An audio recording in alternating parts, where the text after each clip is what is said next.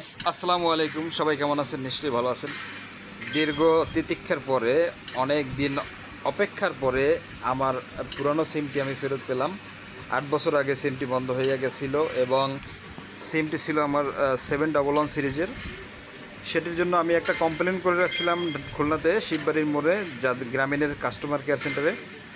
সেখান থেকে আমাকে গতকালকে ফোন করে বলে, ভাই আপনার সিমটা তো চলে আইছে, আপনি নিতে চলে আসেন। দেখেন, আসলে এটা খুবই আনন্দের একটা মুহূর্ত ছিল আমার জন্য। দীর্ঘ পুরনো একটি নাম্বার আমার গ্রামীণের, নিশ্চয়ই আমার হাতে দেখতে পাচ্ছেন সিমটি।